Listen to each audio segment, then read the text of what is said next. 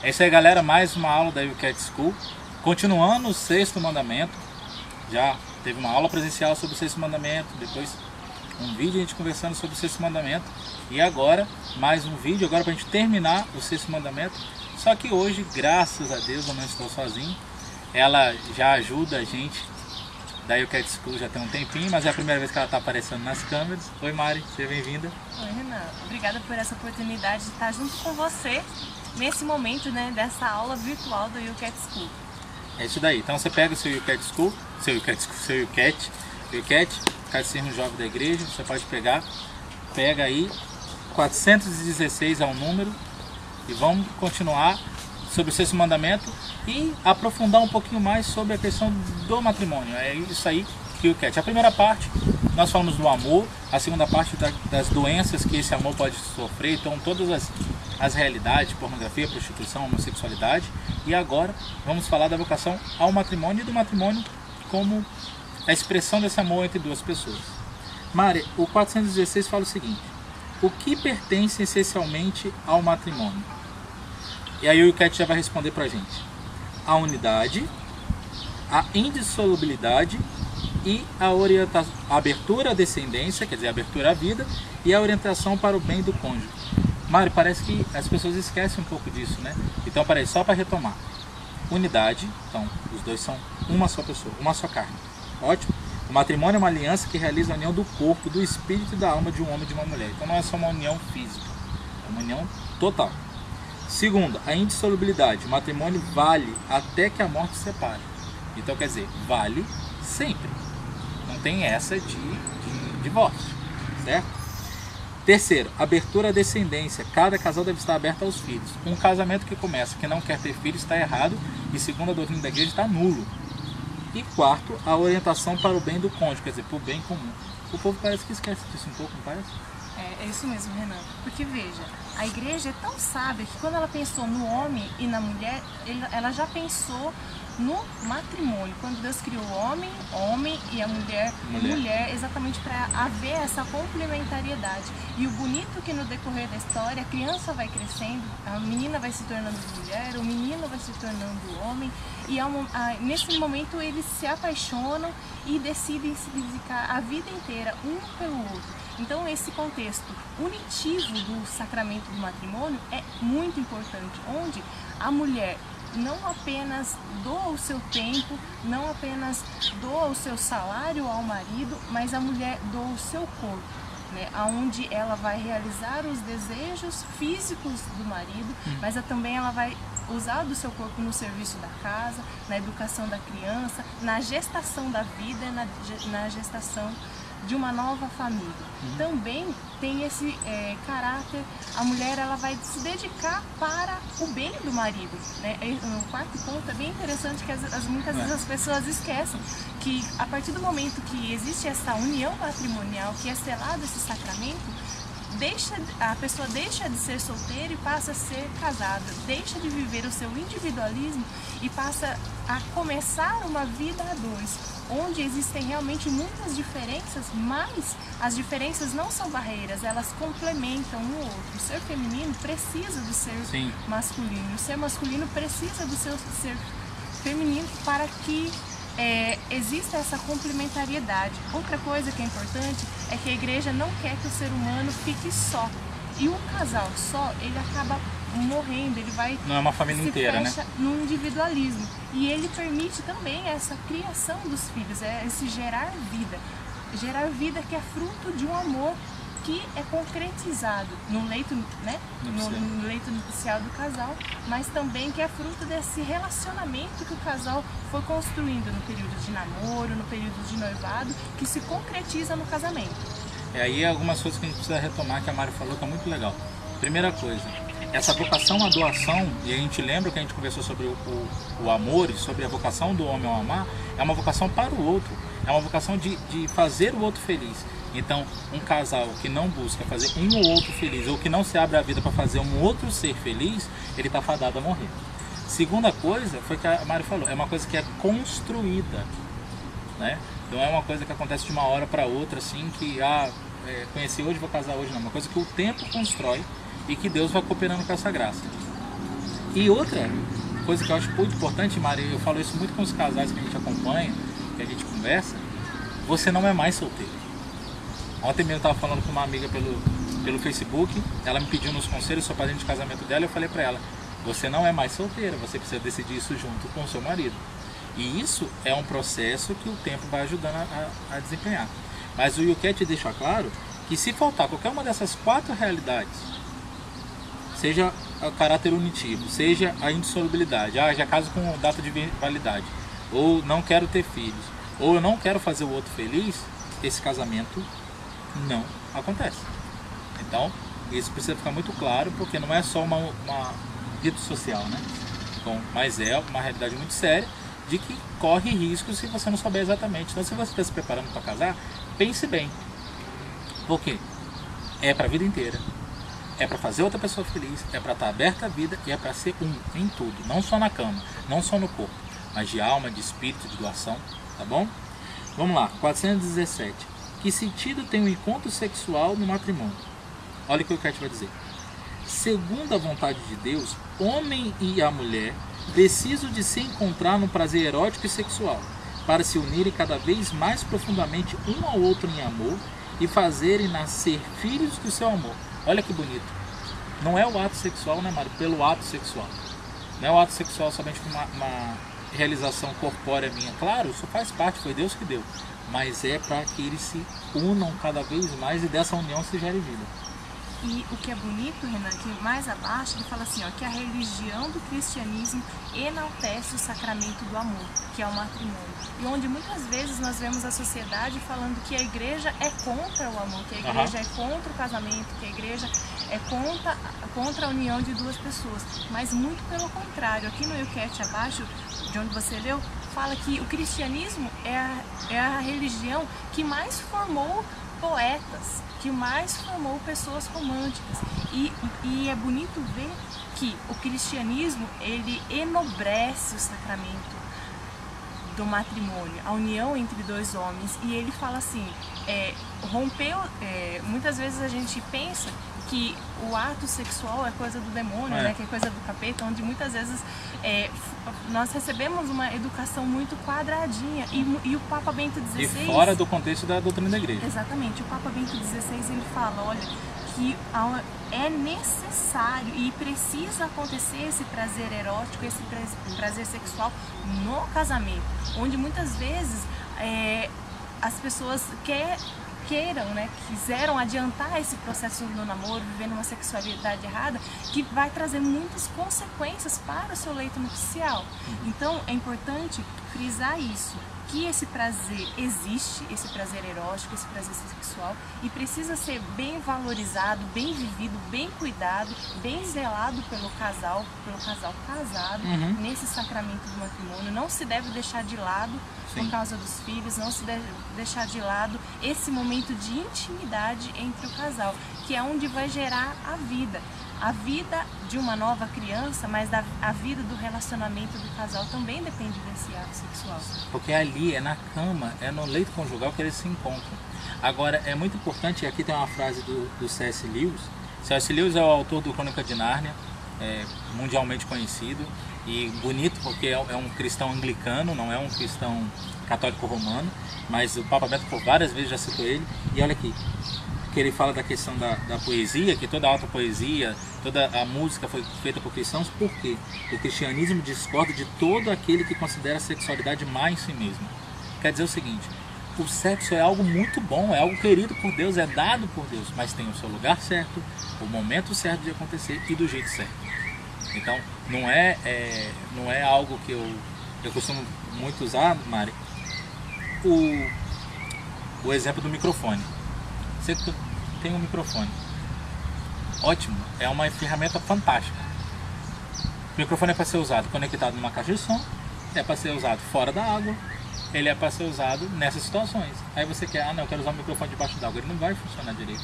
Eu quero funcionar sem o cabo, sem uma caixa de som, ele não vai funcionar direito, ele não vai estar na plenitude daquilo que ele podia fazer. É a mesma coisa do sexo. O sexo fora do casamento, e a gente já falou sobre isso nas outras aulas, ele não dá a possibilidade da plenitude de que a relação sexual é capaz de oferecer dentro do matrimônio. É por isso que a gente tem uma geração totalmente desvirtuada sexualmente, totalmente carente sexualmente. Por quê? Porque foi buscar no sexo essa plenitude que a nossa alma precisa, só que aconteceu no lugar errado, do jeito errado, com a pessoa errada, acabou, ou com as pessoas erradas, acaba que você tem um buraco muito maior do que ao contrário, de você preencher. E eu já tive testemunhos, sabe, concretos, de casais de namorados que viveram uma vida de sexualidade ativa, depois entraram num processo de conversão, viveram a castidade e se casaram, e eles testemunham. É totalmente diferente. Eles viveram, é a mesma pessoa, são as duas mesmas pessoas, é a mesma realidade física, mas eles falam, é totalmente diferente. Então, por isso que a sexualidade tem o seu lugar dentro do matrimônio. Nem fora, numa autoexcitação, nem fora numa outra realidade, mas é dentro do matrimônio, porque é o lugar certo, onde a peça se encaixa e tudo fica redondinho, do jeito que Deus sonhou. Tá bom? 418. Que significado tem um filho no matrimônio? A Mari já falou um pouquinho sobre isso. Um filho é uma criatura e um dom de Deus que vem ao mundo através do amor de seus pais. O verdadeiro amor não admite o isolamento de um casal em si mesmo. O amor abre-se no filho. Um filho concebido e nascido não é algo feito, nem constitui uma soma dos genes paternos e maternos. Ele é uma criatura de Deus, totalmente nova e única, dotada de alma própria. Portanto, o filho não pertence aos pais, nem à sua propriedade, mas pertence a Deus, não é isso, Mari? Sim, porque os filhos são uma bênção de Deus para o casal. É como se Deus pegasse o homem, a mulher, pensasse neles, aí mais além disso, fizesse com que eles se tornassem marido e mulher, e nessa união do homem e da mulher gerasse vida através dele, que é essa criança, que é esse ser, esse novo ser que é fruto do amor do homem e da mulher e dessa união íntima entre eles. Esse filho é para o casal sinal de bênção de Deus, e onde muitas vezes o casal precisa sim dedicar tempo, se esforçar na educação dessa criança, já na educação da criança, se esforçando na educação da criança, já pensar nela e pensar no futuro dela. Então é importante que o casal sonhe junto, planejem junto essa criança, que o casal já vá traçando aqui um caminho de educação, como vai ser educado esse filho, como que ele vai ser, como crescer. Por quê? Porque a criança vê nos pais aquilo que ele vai acabar vai se tornar. Então é importante que o casal valorize mais os filhos e não tenha medo de se abrir a vida. Porque hoje, às vezes, a gente acaba vendo casal que antes de casar já fala, olha, eu vou ter um filho e olha lá. Por quê? Porque a mulher, principalmente, né, que é mais vaidosa, que sempre se preocupou com o corpo, como a gente já viu, é necessário sim um cuidado com o corpo. Mas que sentido a mulher tem de ter... Cuidado normal, né? Saudável. Sim, que sentido tem a mulher de ter um útero, se não para gerar vida? E aí, o que acaba acontecendo? A mulher quer ter um filho porque a mulher vai sofrer com a gestação. O seio vai crescer, a barriga vai crescer, vai talvez gerar estria. E em consequência disso ela se fecha, fala, não, eu não vou estragar meu corpo. Tive muito tempo para deixá-lo com que ele se tornasse dessa forma e agora eu não quero mexer nele por enquanto. E aí entra assim, será que você tem o direito de ir contra os desígnios de Deus no seu ser? Porque se você é mulher, Deus sonhou que você tivesse um útero, um filho, que você casasse da união do seu casamento, né, dessa união sexual, gerasse essa vida nova que é carne da sua carne, sangue do seu sangue, que é fruto desse relacionamento que gerou vida. E aí, você vai deixar com que o seu corpo seja esse sacrário, né, esse sacrário da vida. É bonito falar que a família é um sacrário doméstico, porque a família é capaz de gerar vida, e quem gera vida é Deus. Então a família, a partir da união do homem e da mulher, acaba sendo esse santuário da vida, porque gera vida através dela. E o filho é a consequência disso, é o presente de Deus para esse novo lar, para essa família. E é bonito, mano, porque isso na nossa geração nós que somos jovens, a gente vê que há um caminho de que a geração dos nossos pais tentaram fazer diferente, não deu certo, e eu vejo muitos jovens voltando. Por quê? E aí a gente já vou cantar a bola das duas questões, porque a 419 pergunta: quantos filhos deve ter um casal cristão? E a 420, pode um casal cristão regular a procriação? A vida e a abertura aos filhos é a realização plena da vocação daquele homem e daquela mulher. Um casal sem filhos é um casal triste, porque ele não completa a relação própria e a vida própria que acontece entre eles. Eles ficam fechados neles mesmos, nas suas coisas, nas suas realidades. O judeu, Mari, ele tinha um pensamento fantástico. Aí para entrar na questão, porque o Yucat fala o seguinte: quantos filhos deve ter um casal cristão? Quantos Deus quiser. Quantos Deus quiser. Porque se Deus prover os filhos, Deus também vai prover o necessário para criar os filhos. E aí o judeu, como é que o judeu raciocinava? O judeu, a fertilidade da mulher era um dom. Então, o que ele fazia? Quanto mais filhos aquela mulher tinha, era como se ela fosse mais abençoada, vamos dizer nesse sentido. Mas tinha um contexto social nessa realidade. Um pai de um único filho, esse único filho, para cuidar do pai da velhice, vai sofrer demais. Um pai de muitos filhos, ele consegue ser cuidado com tranquilidade na sua velhice. Isso não é só uma questão religiosa, é uma questão até mesmo de desenvolvimento humano. Então, por exemplo, hoje, por que a gente tem tanta gente sendo mandada para asilo? Por que a gente tem tanta gente sendo descartada? Porque os filhos seguem uma vida própria. Agora você imagina um filho casado com outros filhos, um único filho cuidando de um pai. Não, é uma caridade que você faz com aquele filho já hoje, mas também com você mesmo, pensando naquilo que é o seu futuro. O judeu pensava dessa forma. E o cristianismo, ele também abraça isso. Por quê? Porque o quarto mandamento, honrar pai e mãe, ele subsiste. Ele continua existindo. Então, fora toda a realização dos filhos como pessoa, a questão da individualidade, do individualismo, de não ter um individualismo em casa porque tem mais filhos, você aprende a dividir desde cedo. E como é bonito ver famílias grandes. Aqui na Canção Nova a gente tem a graça de ter irmãos de comunidade que tem vários filhos, e é bonito. A casa está sempre alegre. Ah, mas e dinheiro? Vive-se com o necessário. Não vive-se de luxo, não vive-se de excesso, mas vive-se com o necessário. Essa é a grande diferença. Esse é o grande passo de conversão que nós precisamos dar. Porque a gente pode ser cristão e querer viver uma vida de luxo e renunciar àquilo que é próprio de um casal, que é justamente gerar a vida por causa de um luxo. Ou por causa da Mari falou, por causa de uma vaidade estética. Não, é própria, a vocação própria do ser humano é gerar a vida, é fecundar a vida. Seja de uma maneira física, como é no caso de casais saudáveis que podem ter filhos, seja de uma maneira espiritual, como é no caso, por exemplo, ou de coração, casais que não podem gerar filhos, mas que podem adotar crianças. Ou por exemplo, no meu caso, que caminho para o celibato, de irmãs, de padres, que não têm filhos biológicos, mas têm filhos espirituais. Essa fecundidade que é própria do ser humano, de dar a vida pelo outro, isso se realiza. Então, agora, pode o casal cristão regular a procriação? Pode. A igreja não é louca de falar assim, não, vai ter filhos sempre, porque isso humanamente e saudavelmente não seria possível. Agora, existem critérios para regular essa procriação, não é de qualquer jeito. Não é tomando pílula, usando camisinha, não é botando DIU, não. Olha os critérios que o Yucat mesmo vai dizer no número 20. Primeira coisa, a regulação da procriação não é sinônimo de exclusão fundamental da gravidez. Então, não é método anticoncepcional regular a procriação, não é isso. Mas é um termo, Mari, que é usado que eu acho fantástico, é paternidade responsável.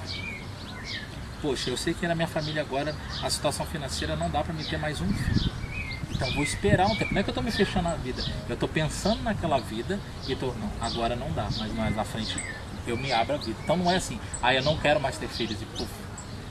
Não, porque até um método natural, que são os que a igreja admite, pode se tornar um anticoncepcional se o casal pensar assim. Segunda coisa, ele não se confunde com a exclusão egoísta dos filhos, quer dizer, essa é a realidade, não quero ter mais.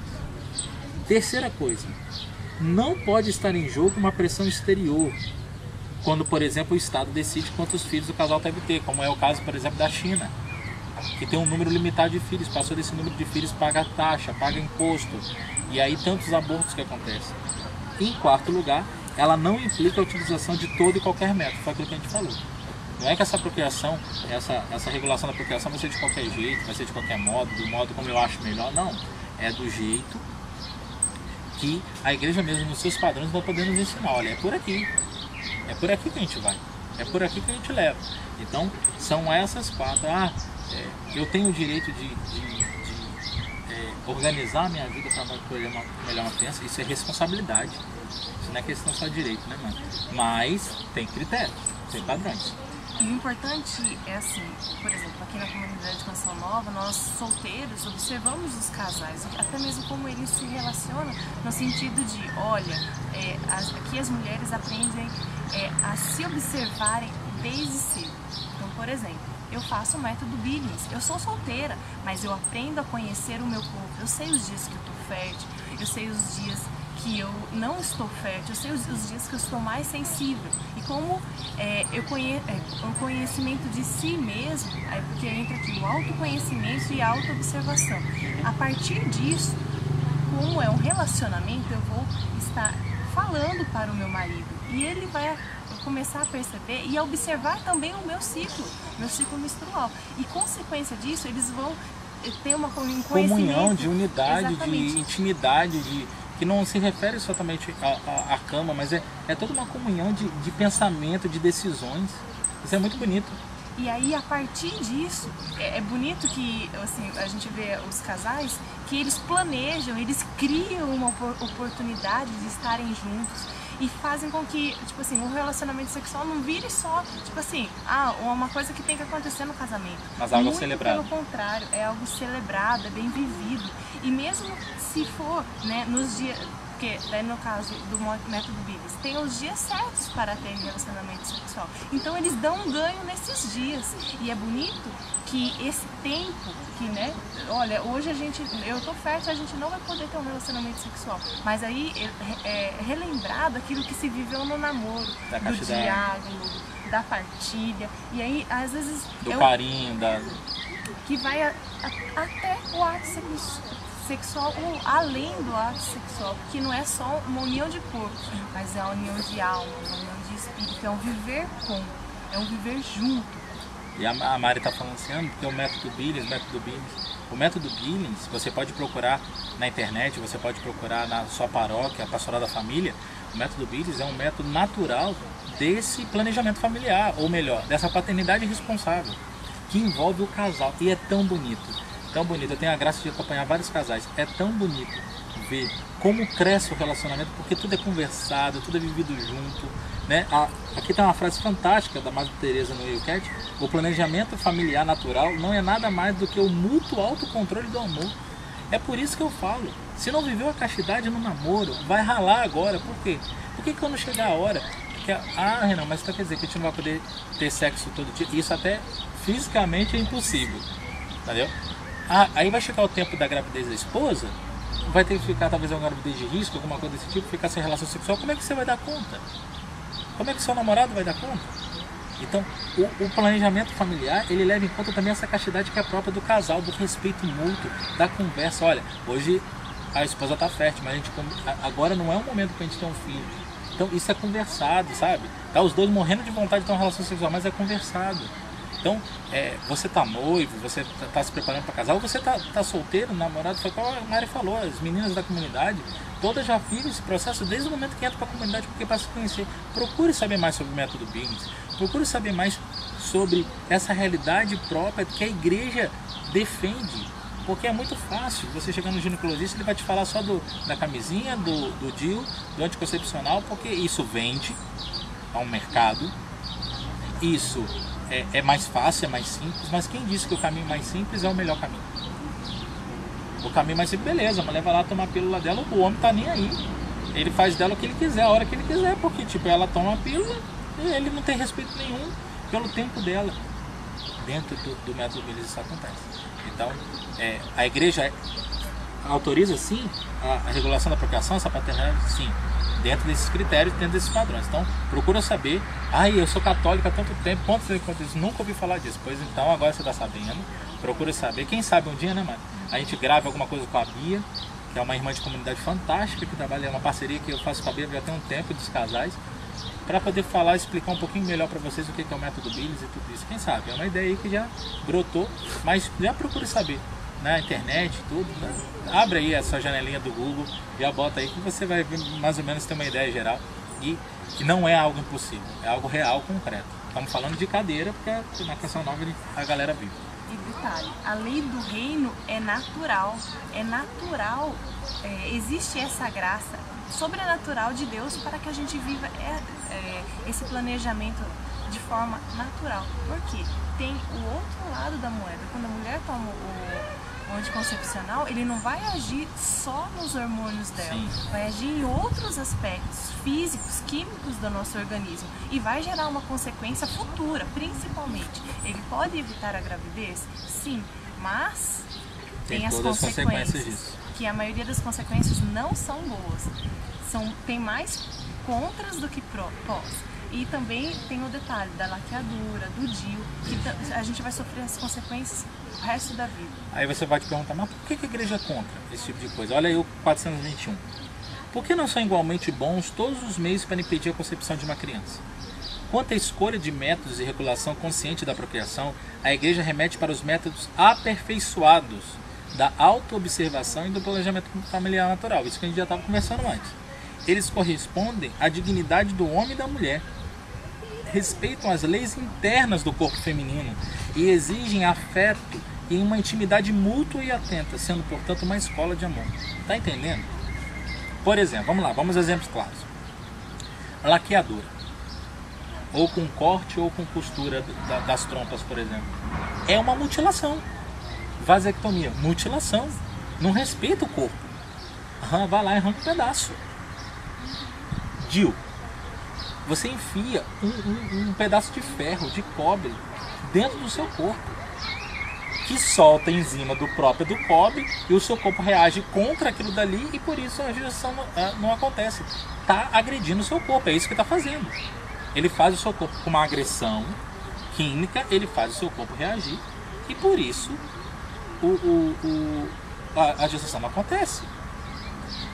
A pílula, a Mari já falou, ela não respeita o corpo feminino, ela evita a gravidez, mas aí mexe com todo o resto do corpo das mulheres.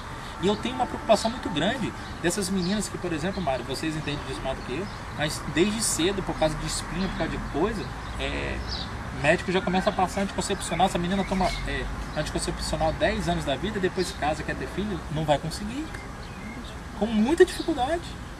Então é outro ponto. Aí você pode falar para mim, aí você tem DIU, você tem todas aquelas coisas, aí a camisinha. Aí a camisinha não está respeitando o corpo da outra pessoa? Você pode olhar para você, mas ela está respeitando o amor entre duas pessoas? Porque qual é o conceito do amor? Não é uma entrega total? Sem limites e sem barreiras? E o que é uma camisinha? Não ser uma barreira física, real, no órgão masculino, para quê? Porque o esperma não caia dentro do útero, do colo do útero, para não criar fecundação. É uma barreira concreta. Eu dizendo para a pessoa, na verdade, quando você usa camisinha com o seu marido e sua mulher, porque fora dessa realidade o sexo não é previsto e não é saudável, fora da realidade matrimonial, você está dizendo para a pessoa o seguinte, eu estou me doando a você com restrições. Com restrições. Fora a pílula do dia seguinte. Aí a outra, a Mari lembrou bem, a pílula do dia seguinte é uma bomba de hormônio. Imagina, aquilo que a pílula faz num mês, a pílula do dia seguinte faz num dia, ela tá com uma rajada de hormônio. O problema, né, Mari? Meninas usando a pílula do dia seguinte como se fosse anticoncepcional todas as vezes usando. É muito complicado. Então, a igreja não está dizendo assim, somos contra porque somos contra. A igreja está dizendo, somos contra por isso machuca você. Isso machuca o amor, isso machuca a sua vocação. A igreja retrógrada, a igreja isso, a igreja aquilo. Não, a igreja te ama. A igreja te ama, por isso ela quer te preservar. Por isso que ela quer te ajudar. Por isso que ela quer que você cumpra a sua vocação. Porque só por ser assim, você vai cumprir a sua vocação ao amor. E o bonito é que a igreja, ela cuida. Por isso que ela indica o caminho, por isso que ela é pedagógica e clara, como vocês podem ver aqui no enquete. Muito claro. Por quê? Para quê? Qual o objetivo? Está tudo simplificado, esmiuçado da melhor forma possível. Por quê? Porque justamente como o Renan falou, a igreja valoriza o ser humano. e tudo aquilo que vai contra a humanidade, contra a lei do reino, que é natural, a igreja se posiciona para preservar a sua vida. Isso que é mais bonito, porque a igreja tem como fundamento essa vida, a vida humana. A igreja ama a gente, porque essa foi a missão que Deus deu para a igreja: amar e defender o ser humano. Por isso que você vai ver aí na TV que a igreja é quem grita ainda com relação ao aborto, esse tipo de coisa. Você vai ver tudo isso. Mas por quê? Porque a igreja tem uma responsabilidade dada por Deus de amar e de proteger o ser humano. Então, Paulo já dizia, a igreja é especialista em humanidade. Então, fiquemos atentos. Não vamos comprar tudo que vá por aí não, falando não. Mas procura entender.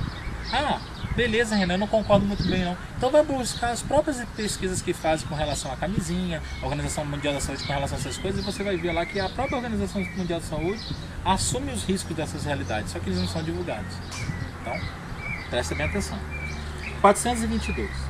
O que pode fazer um casal que não tem filhos? Foi aquilo que a gente estava falando. Os casais que sofrem de fecundidade podem recorrer à ajuda médica, que não esteja em contradição com a dignidade humana. Mesma coisa. Com os direitos da criança que será concebida e com a santidade do sacramento do matrimônio. Não existe um direito absoluto a ter um filho, que é sempre um dom de Deus. Dom é dom, eu recebo de graça. Então não tem direito absoluto de ter filhos. É um dom. Os casais a quem esse dom é negado podem adotar filhos e comprometer-se socialmente de outra maneira, cuidando, por exemplo, de crianças abandonadas.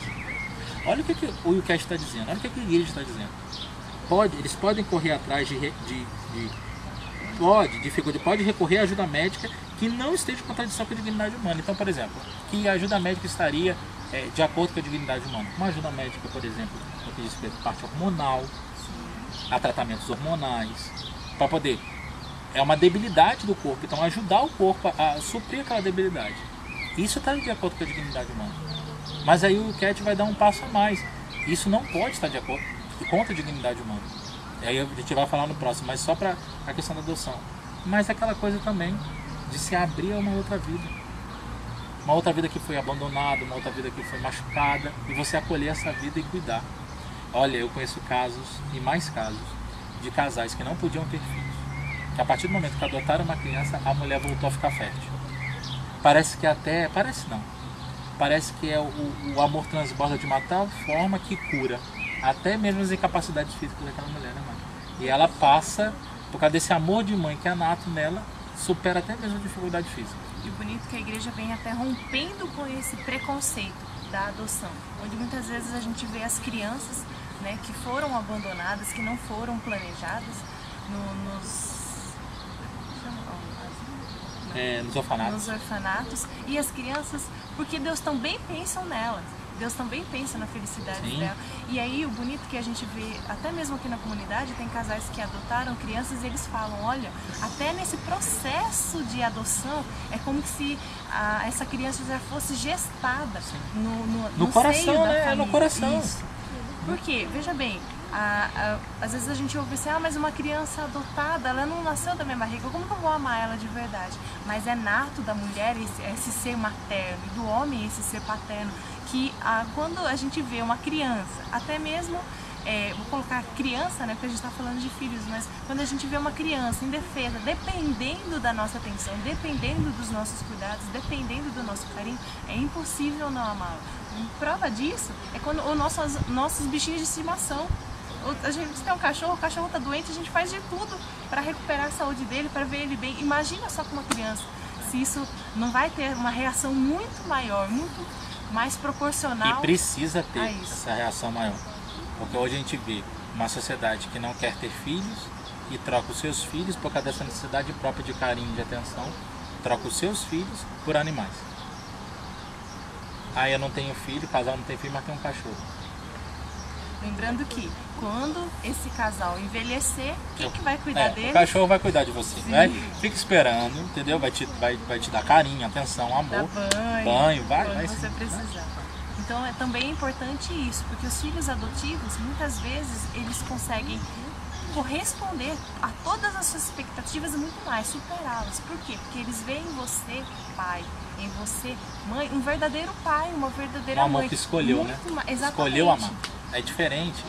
Uma criança adotada não é um trauma para ela, pelo contrário. Ser adotada não é que eu fui renegado por alguém. Alguém me escolheu amar. Alguém que não tinha direito nenhum sobre a minha vida, alguém que não tinha obrigação nenhuma sobre a minha vida, escolheu me amar. É uma forma muito concreta de expressar a gratuidade do amor de Deus.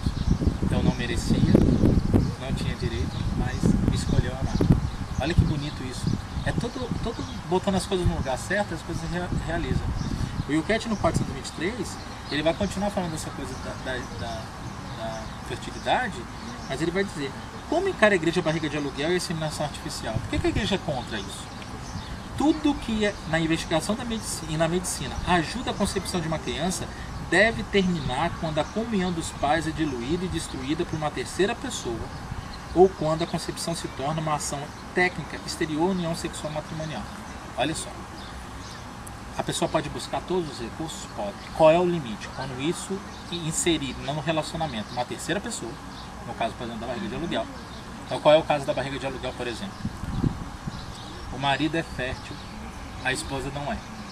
E aí você pega, faz uma fecundação in vitro e coloca na barriga de uma pessoa, porque aquela mulher não tem condições de gerar aquela criança. Tem uma terceira pessoa envolvida que não faz parte do casal. Desrespeito ao matrimônio, desrespeito à união dos dois, desrespeito ao amor mútuo entre eles. Outra coisa, inseminação artificial. Ah, Renan, então, mas peraí, quando é inseminação artificial, é o marido e a esposa mesmo, mas dentro de uma relação sexual, dentro daquilo que é o projeto de Deus, dentro de uma entrega inteira da união entre as duas pessoas? Não. Num pedaço de plástico. Num pedaço de plástico. Não numa entrega inteira. Gente, vocês não têm noção, não. A relação sexual, ela é um todo. Ela não é só a penetração, ela é um todo. É uma entrega de alma ali. Olha que coisa mecânica que acontece quando você pega e faz a inseminação in vitro. Olha que coisa mecânica. Uma coisa é uma geração que é totalmente formada no amor, pelo amor, e tudo. Outra coisa, uma coisa mecânica. Então, a igreja vai dizer isso, olha. Quando a concepção se torna uma ação técnica exterior à união sexual matrimonial, não convém, não é certo. Não é certo. Em respeito pela dignidade humana, a igreja recusa a concepção de uma criança por inseminação heteróloga ou homóloga, quer dizer, inseminação artificial, que tem a realidade própria dos dois ou uma realidade externa. Cada criança tem de Deus o direito de ter um pai e uma mãe, de conhecer esse pai e essa mãe, de se desenvolver no âmbito amoroso de ambos. Então, nesse sentido, também é bom dizer que doação de esperma, doação de óvulo, está errado. Está errado. Imagina, isso aqui no supermercado. A vida humana não é supermercado. Eu vou lá e escolho, isso aqui eu quero... É igual roupa, né? Essa aqui roupa me cai bem. E essa criança depois sem pai? Essa criança depois sem mãe, sem saber que é a mãe?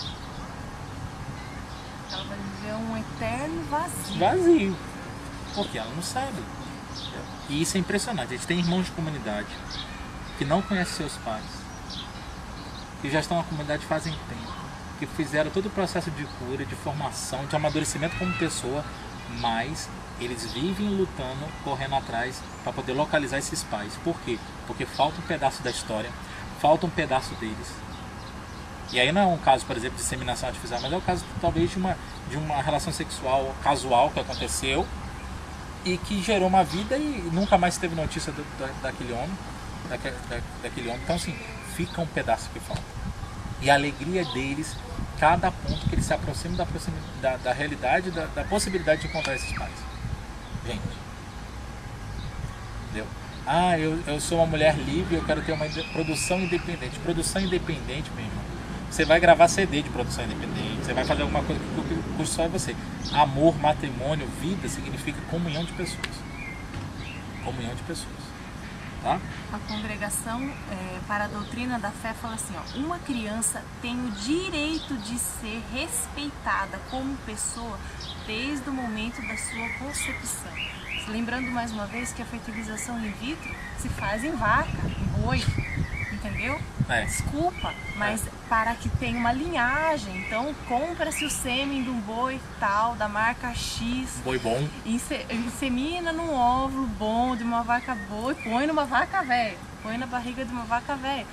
Mas o ser humano, isso não é dignidade para um ser humano. E ele tem o direito. Essa vida vai ser uma criança. E essa criança vai se tornar um homem, uma mulher, um filho de Deus. Não um bezerro.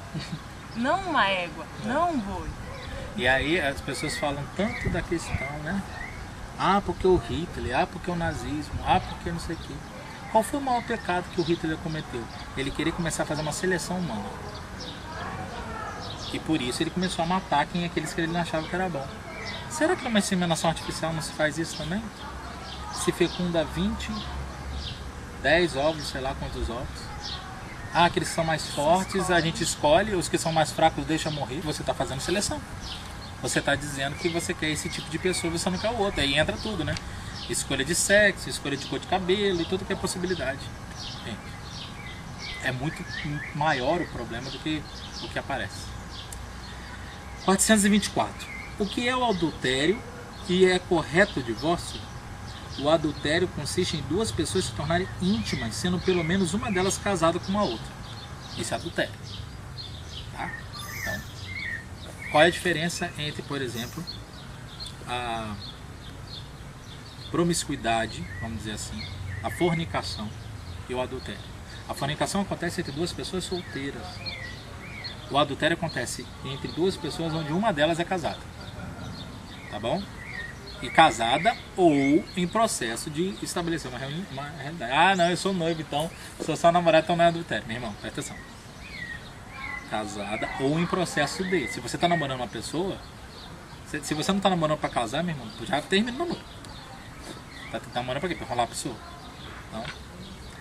O adultério é a traição fundamental num amor, uma ruptura de uma aliança feita diante de Deus e uma injustiça para com o próximo. Quem vai no altar e faz aliança com Deus são os dois. Quando um adultera, ele está quebrando isso. O próprio Jesus determinou expressamente a indissolubilidade do matrimônio. O que Deus uniu, o homem não deve separar. Ou a mulher, viu? Você que fica dando em cima do marido dos outros, entendeu? Ou o homem que fica dando em cima da mulher dos outros. Gente, pelo amor de Deus. Invocando a vontade original do Criador, Jesus abolia assim o divórcio tolerado no Antigo Testamento. Então, na Igreja Católica não tem essa. Por quê? Porque Jesus não foi a igreja que inventou. Foi Jesus. Você vai lá na Bíblia. Marcos 10, 9. Vai lá, procura. Está escrito lá, não foi a gente que inventou. Jesus não permite o divórcio. Jesus não permite o adultério. Fala que só pensar numa outra pessoa já é questão de adultério. Só pensar. Só pensar, ver na rua, desejar, ver filme pornográfico, isso tudo é forma de adultério. Entra na internet, site pornográfico. Você está vendo, talvez, a mulher de um outro cara, o marido de uma outra mulher, e você está desejando ter uma relação com aquela pessoa que não é a sua esposa. Isso é traição. E a separação, o que é? Gente, a separação, ela causa no casal. Eu fiz uma promessa para uma pessoa de amor eterno, para a vida inteira. Eu quebro essa promessa. Eu não fui até as últimas consequências por aquela pessoa. Isso causa um trauma nas duas. Primeiro, de uma incapacidade de quem rompeu a promessa. Segundo, da outra, que ela não quis me amar até o fim. Quando tem filho envolvido na parada, então, isso aí a gente nem comenta. Você nem te comenta. Eu, de cadeira, posso falar sobre isso. Sou filho de pais separados. E ótimo, bem resolvido, seminarista, quase ser ordenado padre, tudo. Mas eu ainda continuo catando as penas da minha vida dessa separação. Por quê? Porque antecipa na gente um monte de coisa que a gente não precisava viver. Cria uma série de seguranças e tudo isso. Então, é muito sério. Então, lembra, união, indissolubilidade, abertura aos filhos e o bem do outro. Não tem isso, meu irmão, não casa. Não casa. Você está casando pensando na outra, primeiro o casamento já está nulo. Mas segundo, o casamento é feito de confiança e não de traição. Ah, Renan, eu tive uma queda. que eu faço, não sei o que, blá, blá. Arrume a sua vida, não entre nas situações de novo, confesse. Eu conto pra ela, não conte. Não conte pra outra pessoa. O professor Felipe já ensinava isso para os casais. Né? Nessa hora, você tá querendo mudar de vida mesmo? Tá bom. Ótimo. Peça perdão para Deus do seu pecado e retome a sua vida. Agora, se for ficar sem vergonha isso também, mais cedo ou mais tarde a casa cai. Mais cedo ou mais tarde a casa cai. Agora, uma dica importante para o casal é: não enfrente a tentação. Fuja. Sai correndo. Sou fortão. Por quê? Porque vai tentando. Uma hora... Água mole até pedra dura, tanto bate até que for. Entendeu?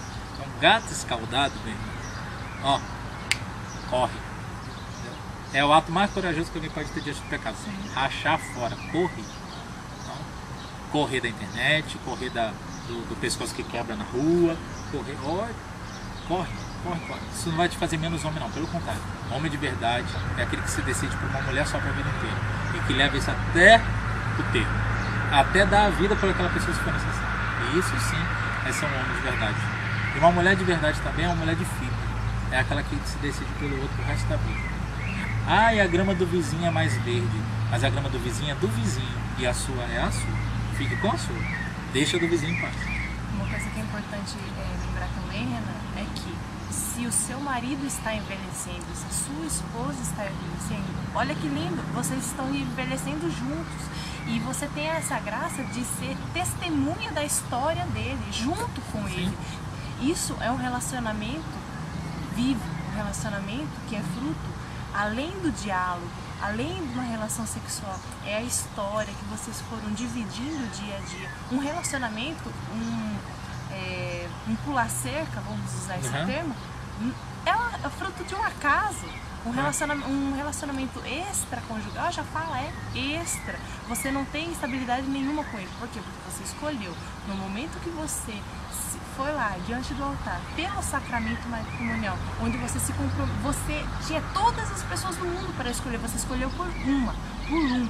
E você precisa ser fiel àquele para o resto da vida, mesmo que ele se encontre enfermo. Porque isso é prova de um amor para a vida inteira, onde você se desgasta. É a maior prova de amor. Do que você, assim, sei lá, sai com a secretária, sai com o guardinha, entendeu? Você está decidindo investir a sua vida em função do bem comum. Embora se eles tenham saúde ou não, se ela é útil para você ou não. E agora uma coisa que é importante, que a gente vê muito aqui nas casas da comunidade é, de repente o homem está assistindo TV e passa uma mulher muito bonita na televisão e quase sem roupa. Ele vira para a esposa e fala, dá uma olhada nisso, e já muda o assunto, muda o foco. É bonito de ver isso nos homens. O homem que é homem, ele se decide, né? Eles têm esse poder de decisão, como o Renan falou, mudar de canal. Eu não vou ficar olhando, alimentando isso dentro de mim, que é uma coisa que eu não vou poder suprir. Homem que é homem é aquele que tem controle sobre o que sente, sobre o que vive, não é o que deixa de se desgovernar. Isso é moleque, que conforme o sentimento vai... Isso é molecagem.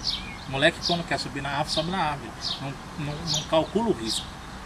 Quando quer uma coisa, vai sem calcular o risco. Homem que é homem, que tem controle do que está vivendo. Então, vamos ser homem de verdade. Tá bom? O 425, que é o último do sexto mandamento.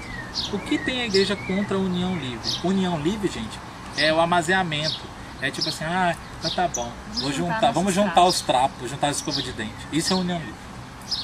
Para os católicos, não existe matrimônio sem o casamento eclesial, pelo qual Cristo entra na aliança do homem e da mulher e concede generosamente graças e dons ao casal. Olha que legal. O Wilcat vai chamar a atenção dos mais velhos. As pessoas mais velhas acham, por vezes, que têm de dar conselhos aos mais novos. Que estes não devem mexer no lema matrimonial, com vestidos de noiva para sempre. 2. Que o matrimônio, no dizer dos jovens, é algo parecido com uma união precipitada de bens, perspectivas e boas intenções, com promessas insustentáveis publicamente prestadas. O matrimônio cristão não é, todavia, uma burla, mas é o maior dom que Deus pode ter pensado para duas pessoas que se amam. Então, se tem gente velha te dando conselho errado, meu irmão, cai fora. Cai fora. Se você quer verdadeiramente se doar, você ama a pessoa de verdade? Ama. Então, por que botar limites? Eu não quero casar na igreja. Eu não quero casar no civil. Por que não quer? Então você não ama de verdade, você não está se comprometendo com ela de verdade. Ah, eu amo ela sim, casei no civil, mas não vou casar com a igreja não, porque na igreja é para sempre. Opa! Peraí, você já está pensando em data de validade para o seu casamento? Eu vou dizer um negócio para vocês. Por observação e acompanhamento de tantos casais, um casamento, essa doação recíproca entre um homem e uma mulher, sem a presença de Deus dada no sacramento do matrimônio, ela se torna praticamente impossível. Eu vou falar praticamente possível para não falar impossível de uma tacada só, porque Deus tem outras maneiras de conceder a sua graça. Mas é praticamente impossível. É minimamente possível que isso aconteça. Por quê? Porque é algo sobre-humano. Dar a vida pelo outro é algo sobrenatural. É sobre-humano. E é próprio do amor que vem de Deus. Se Deus é amor, você é capaz disso. Agora, se Deus não está no fundamento desse relacionamento, como você vai sustentar esse amor que é fruto de Deus? Você quer casar? Você quer levar um amor para a vida inteira? Mesmo? Então leve a sério. Leve a sério. A gente fala, né? Eu sou seminarista e eu escuto muitas vezes falar assim: ah, é muito tempo que um seminarista demora para se formar como padre. Tudo. Não, é um tempo. Não é só para estudo, é um tempo para poder discernir, preparar o coração. Para quê? Eu preparo meu coração para me entregar por quem? Pela igreja e por todos aqueles que Deus me confiar. Um casal de noivos, um casal de namorado deveria ter um tempo, eu não estou falando para ter 7, 8, 10 anos, como é o caso de padre, mas tem que ter um tempo bom, comer um saco de sal junto, como diz o povo, para poder ver, para poder preparar o meu coração para eu dar a vida para aquela outra pessoa, para eu me entregar inteiramente para aquela outra pessoa, sem restrição, porque senão ela ficar velha, quando nada mais estiver em cima, eu descarto ela por uma de 20. Peraí, que amor é esse? Que amor é esse? Ai, será que eu vou conseguir amar assim? Vai. Porque a sua vocação é amar. Porque Deus te criou para você amar. E com Ele você consegue levar esse amor ao extremo. Os mártires, né? Os mártires que eram os mártires. Levar esse amor por Deus ao extremo de dar a vida. Deus é capaz também de fazer um casal, um dar a vida pelo outro, no dia a dia, no cotidiano, nas pequenas renúncias, na vida dos filhos. E você morrer feliz. Morrer feliz porque um deu a vida pelo outro. Até o último dos seus dias. Hoje eu estava no Facebook e tinha um videozinho. Agora tem muito videozinho rolando com isso, com aquele filme Up, né? Que fala da história de um senhorzinho, mas o comecinho do filme conta a história de amor entre aquele senhorzinho e a sua esposa, como se conheceram tudo. Ali tá. Ela fica doente, ele vai até o último momento com ela, depois ele fica viúvo e ele quer realizar o sonho da vida dela. Mas ali no comecinho mostra todo o projeto de conhecimento, casamento bonitinho na igreja, tudo direitinho. Que Deus dê a graça a você que é vocacionada a esse grande dom que é o matrimônio. Porque precisa ter vocação para o matrimônio também. E no YouCat mais lá atrás fala, nem todos têm vocação para o matrimônio. Não é porque você não tem vocação para ser padre, para ser freira, que você necessariamente tem a vocação para o matrimônio. O YouCat mesmo fala, nem todo mundo tem vocação para o matrimônio.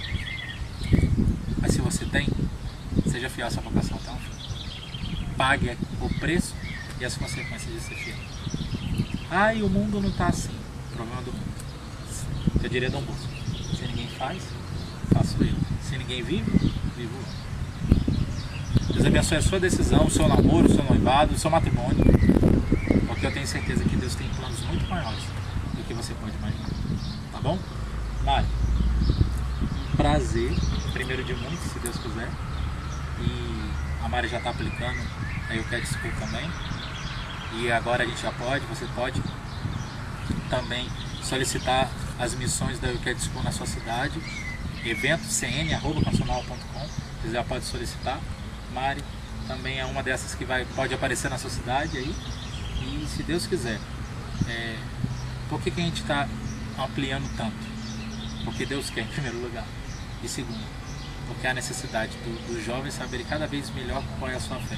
Porque eu vou dizer um negócio para você, quem conhece a fé, meu irmão, se encanta por ela. Quem entende que a igreja não é dura de proibir as coisas, mas que retoma as coisas e nos defende no amor, muda toda a concepção. Vai, obrigado. Uma alegria, Renan, estar aqui com você e por poder partilhar desse sacramento tão bonito meu coração almeja, Uhum. né? Mas que... Reze pela Márcia. Sim, reze por mim. Mas que as pessoas hoje se perdem tanto, né?